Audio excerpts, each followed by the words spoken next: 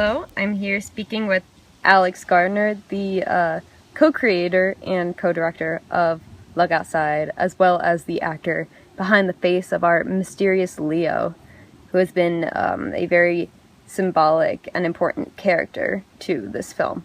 So, Alex, how do you feel being here today? Feeling good? We just finished filming this morning actually. We've been filming for 3 months now. Crazy. And it's been in production a lot longer than that, longer than you can imagine. So I feel really good. It's the end of the summer. Pretty similar to how it is in the end of the film. Yeah, I'm really content and happy.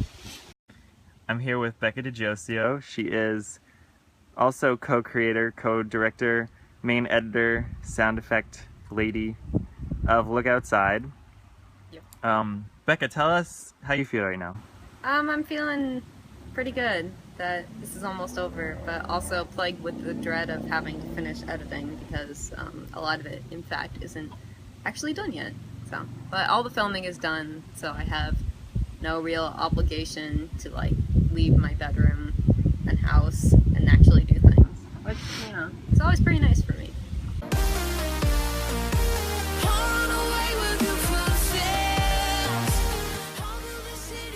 Can you talk about how, in your opinion, like from your perspective, how this film came to be? Just kind of give me a brief timeline. Yeah, it's sort of a blur because it just took us so long to actually get here and do it.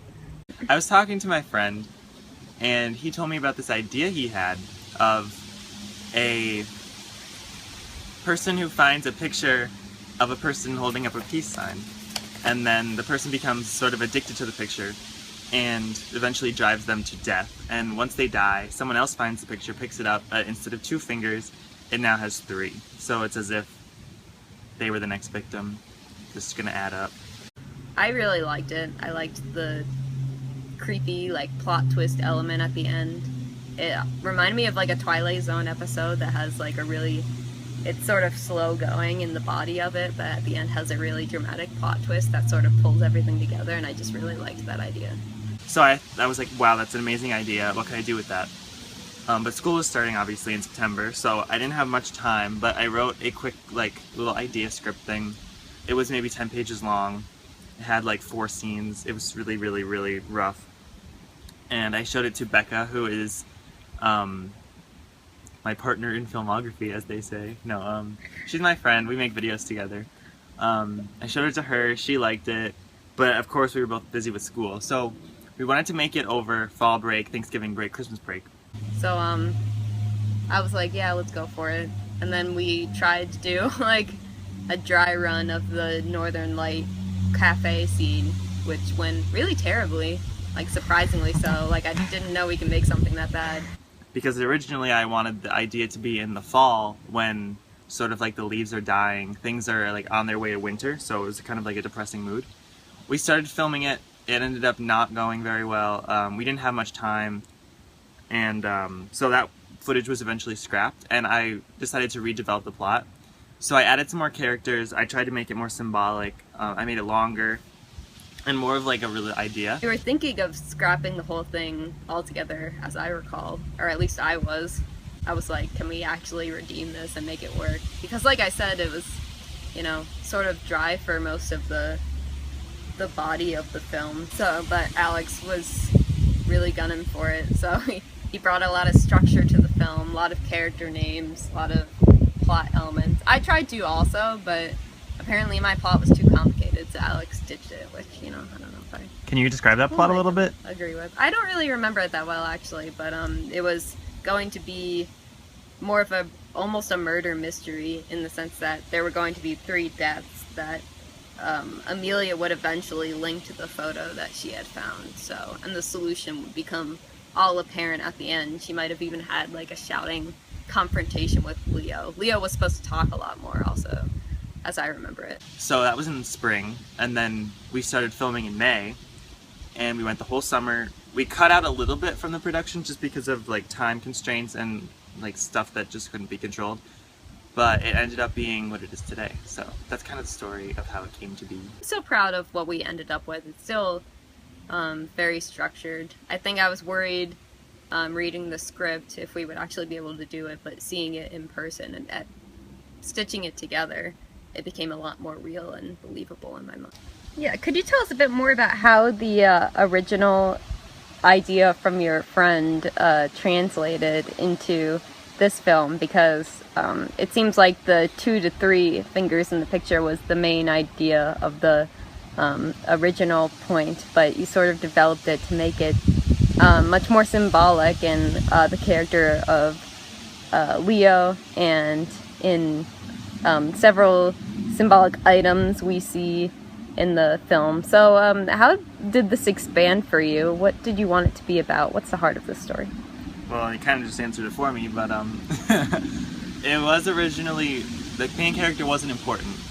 It's just the 2 to 3 fingers. It was mostly about the person, me, Leo, who kills the person. But we ended up developing the main character's name, I named her Amelia, into sort of like a symbol of happiness, plagued with curiosity, to develop into death. So it's kind of a journey of how a person can go from being super happy and have a life that's on track and find something that they're uncertain about, that they don't know, want to pursue it, and then end up having it pursue them. We tried to add in some other key elements to emphasize that. So we have Amelia's friend Dave, who actually is a representation of the relationship between real life me and real life Becca, because it's kind of like a friendship where you don't see each other all the time, but when you do see each other, you like really understand each other and you're on the same page. So Amelia and Dave are friends. They go to different colleges, they don't see each other often, but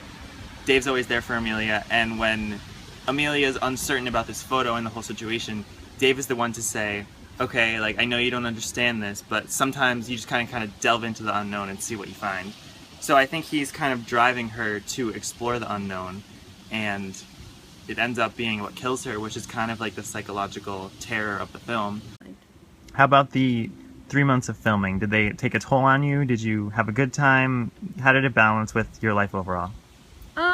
I was working at a summer internship for the summer. It was my first internship actually, and it was like a 40-hour-a-week job, so it sort of was more of a time constraint, much more of a time constraint than Talent of the Hawk was, because I was really non-committed that summer, which actually was kind of terrible. I sort of preferred this, even though sometimes it made me feel a little tense, because it just filled up my time a lot better, and it made me sort of appreciate the free time when I had free time.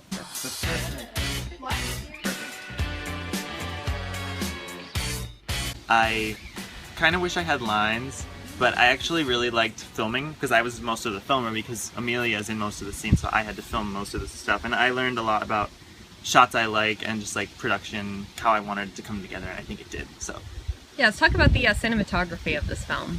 What was sort of your inspiration, and what did you learn from, say, your past productions, such as Talent of the Hawk, to make this movie what it was? Everything we've ever done in the past, Becca's sort of been the filmer, and I've been like the actor or the writer. So filming this was a really good experience. I realized that I really like to do off-center shots. I think it makes it creepy. I've done a lot of like in stressful situations, for example, when Amelia's in the poker scene and she has the cards flipping, and also when she is holding the candle when she's alone at the birthday party.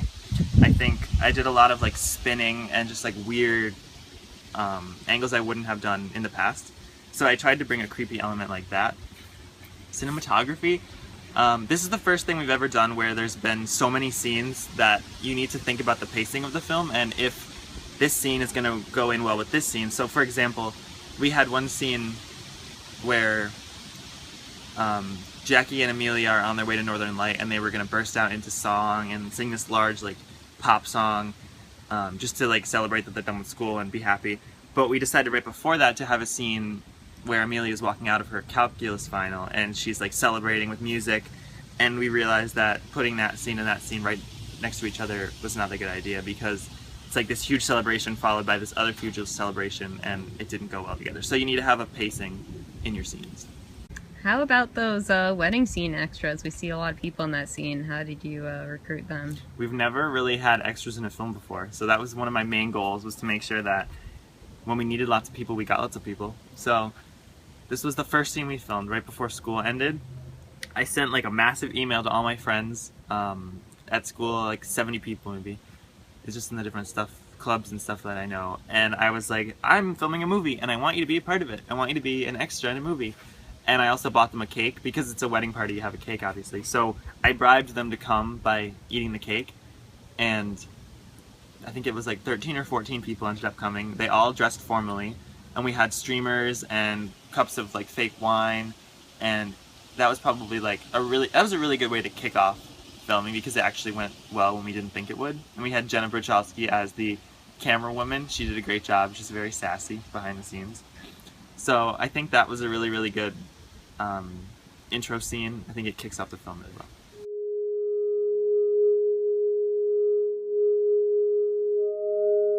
Let's talk about audio and music.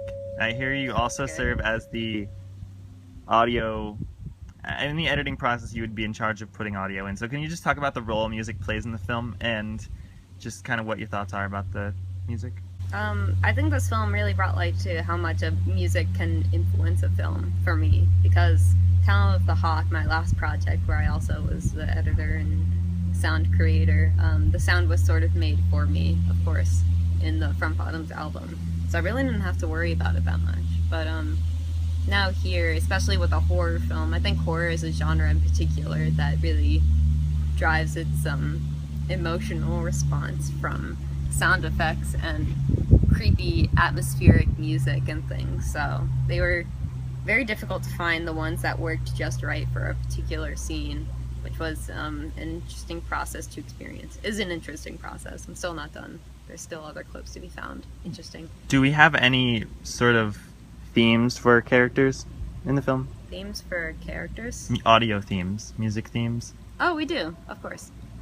One of the things, sort of one of my goals, I just really love in a movie that has a good motif for a character or a theme for a character. So we created one for Leo, which is actually from the Last of Us video game soundtrack. It's the track called Forgotten Memories. So the first few notes of that audio clip were actually Leo's theme.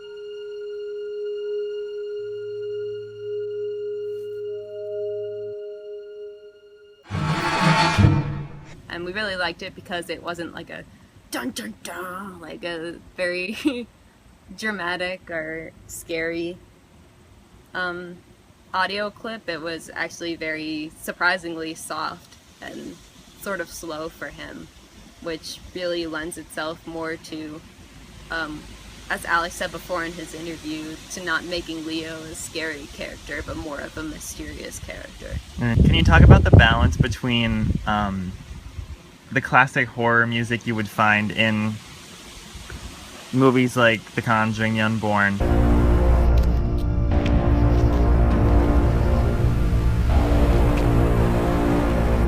mixed with alternative pop music that you would see in like the iTunes Top 40?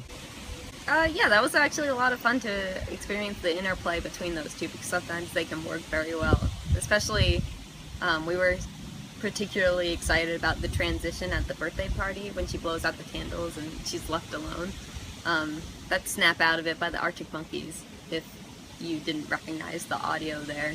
And it actually lended itself really well to a snap to sort of a horror atmospheric soundtrack, just because there's like a slightly menacing undertone, but it still keeps it upbeat. So actually it's surprising a lot of the pop songs we hear today on the radio are already sort of halfway there to a horror soundtrack, just you have to use them in the right way and at the right time.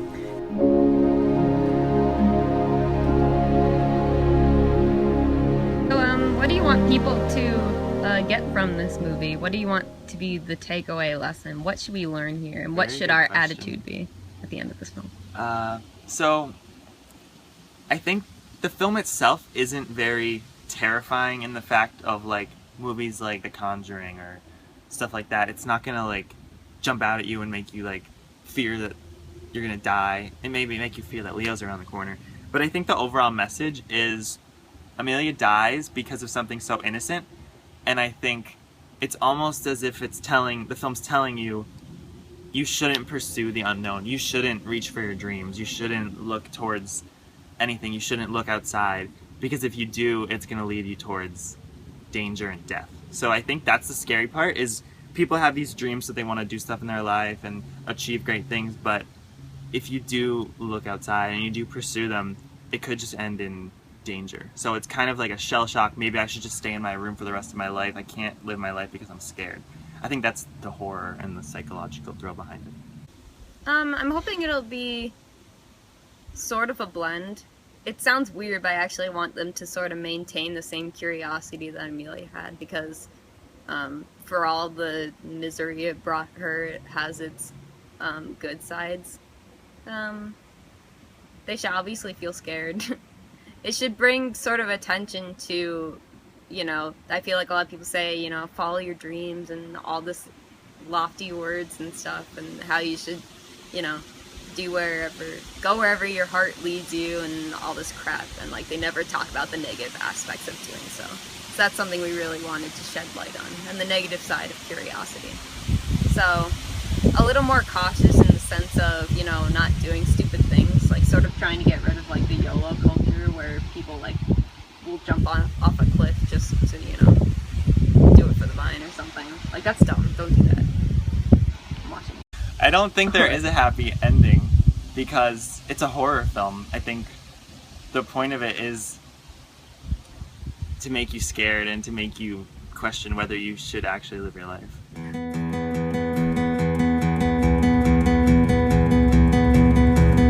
Can you tell me just sort of how Remus Bailey Productions as a production company has evolved over the years, with specific emphasis to things you've done differently from film to film, and just kind of like tell me where Remus Bailey Productions started and where it's at right now. It started with lots of frivolity and copying words and copying images, and just, it was really more than anything to get us out of the house. It wasn't really to be creative. So and when did this all start? I don't know. Oh my god. Like 2009. I was gonna say that. Ninth 2009. Ninth grade of high school. Freshman year of high school is when we started.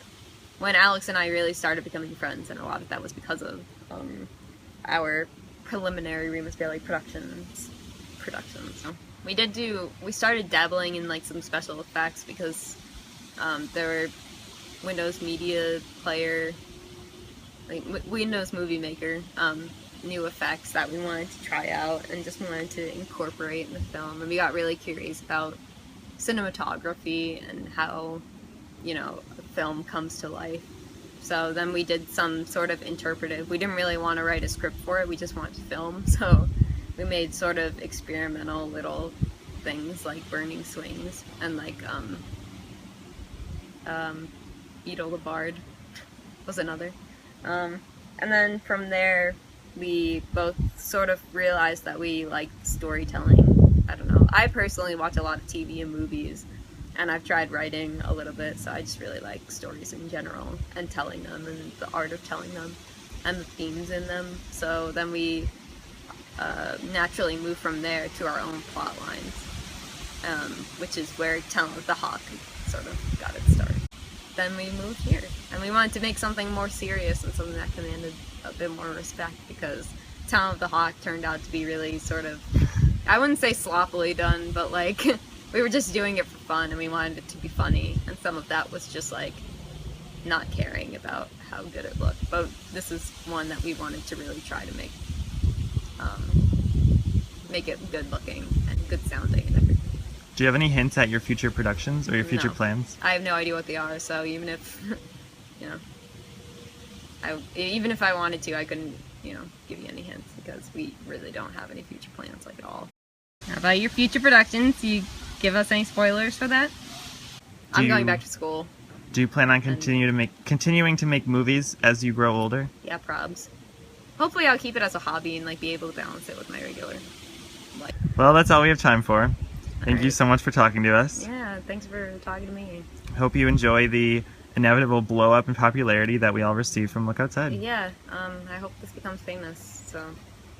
Well, as I said last summer, that I was going to take some time away because right now I'm exhausted again from filming another epic, and I think I'm going to take some time, go back to school. I'm going to be a junior now, and hopefully some idea will strike me over the next couple months, and I will write another script, develop it, and then make it. But I don't know when that will be, but I do not plan to stop. I'm going to make films till I die, so watch out. Alright, that's all we have time for, so thank you for talking with us. You're welcome. I hope you enjoyed. I really did. Goodbye.